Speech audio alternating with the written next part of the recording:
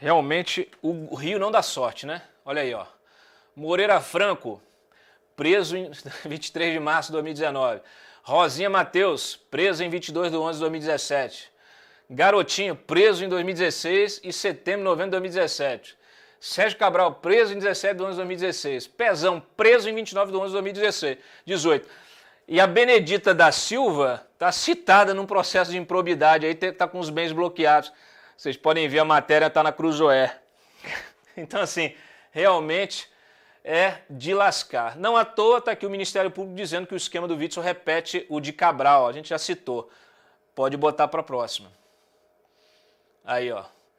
Tem até PowerPoint. Ok. Pode passar. Pode passar. Beleza, vamos para o podcast do Mário Sabino. Você que é assinante, teve em primeira mão esse podcast. Solta aí. Boa noite, aqui é o Mário Sabino. O afastamento do Wilson Witzel, do governo do Rio de Janeiro, determinado pelo Superior Tribunal de Justiça, por suspeita, bem suspeita, de que ele usou o escritório da sua mulher para receber propinas de empresas que faturaram com a pandemia.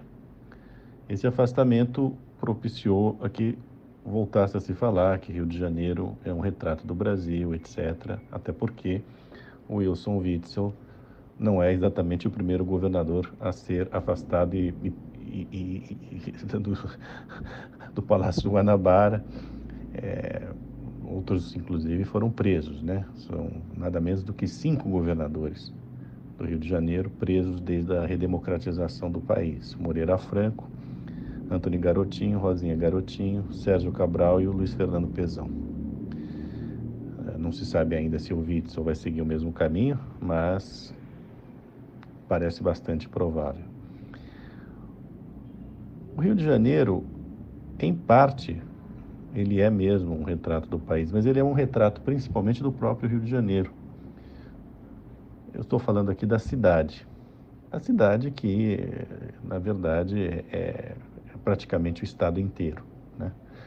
O Rio de Janeiro começou a sua decadência quando deixou de ser capital federal, a capital foi transferida para Brasília, e quando deixou, em 75, de ser um estado, o estado da Guanabara. O Rio de Janeiro era então uma cidade-estado, depois que deixou de ser capital federal. Como lá só se votava na oposição, o Geisel, o general-presidente, e os outros resolveram acabar com a brincadeira. E fizeram a tal da fusão do Rio de Janeiro, que era uma cidade-estado rica, com um estado paupérrimo, que é o estado do Rio, que apesar de todo o petróleo e tudo mais, continua sendo paupérrimo. Então é até uma coisa um pouco esquizofrênica. Para o Rio de Janeiro, para a cidade do Rio de Janeiro, foi ruim, muito ruim, porque ela acabou tendo que partilhar receita com o Estado. Os impostos estaduais, que todos iam para a própria cidade, juntamente com os municipais, isso acabou tendo que ser dividido. A cidade foi empobrecendo, a cidade foi perdendo a importância, uma sucessão de governos ruins piorou ainda mais a situação, a começar pelo governo Leonel Brizola, o populismo mais absurdo, e a cidade, a perder importância econômica, deu margem a que se abrissem frentes para crimes, né? Crimes como o tráfico, em seguida as milícias, né? E toda essa decadência que nós assistimos com muita dor, né? Porque o Rio de Janeiro, ele é o retrato do Brasil também, e talvez ainda continue sendo o seu principal cartão postal. Esse Witzel, por sua vez, mostra que as lições da Lava Jato não surtiram muito efeito, né?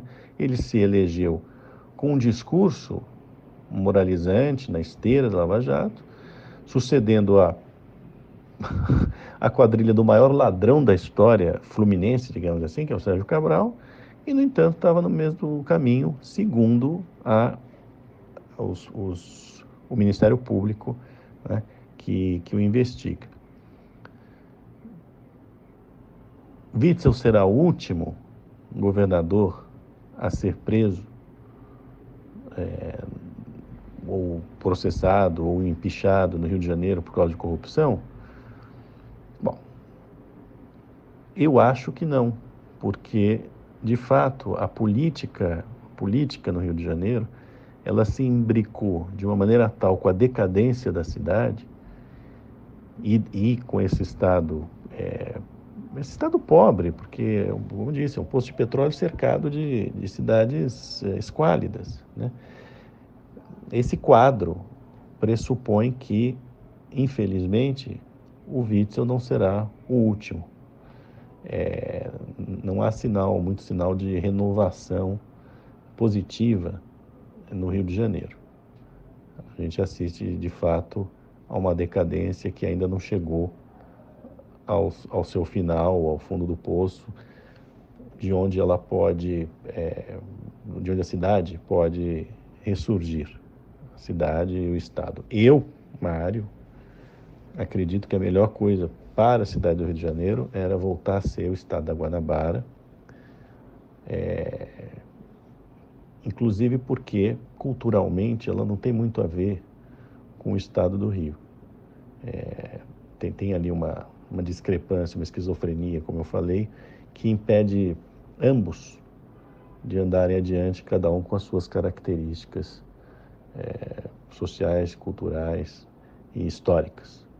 Bom, é uma opinião apenas. Muito obrigado a todos. Bom, aí a gente falou dessa galeria, mostrou o histórico do Rio e eu dei aqui uma palhinha também, porque o Rio é a minha terra natal. Quem faz campanha de rua no Rio de Janeiro, gente, precisa de autorização para entrar em qualquer, dos territórios, em quaisquer dos territórios dominados pelas facções, como o Comando Vermelho, ou pelas milícias, como o Escritório do Crime. Significa dizer que qualquer política de segurança pública já nasce comprometida com um dos lados do crime organizado, seja qual for o político que chegue ao legislativo ou ao executivo estaduais. Mas não é só isso. Além da divisão territorial, a economia do Estado também está clusterizada em máfias setoriais que parasitam o poder público, como o transporte público, vocês viram aí, todo o problema da máfia dos ônibus, no esquema do Cabral e etc., e as organizações sociais, como vocês estão vendo agora, que fazem a gestão do sistema de saúde. São só 2 exemplos, tá? Da mesma forma, o aparelhamento histórico das estatais estaduais, como vocês viram aí, o caso da SEDAI, em simbiose com sindicatos corruptos que engessam qualquer tentativa de reforma estrutural que melhore os serviços públicos. Como bem escreveu o Mário, trata-se de um processo histórico de degradação institucional.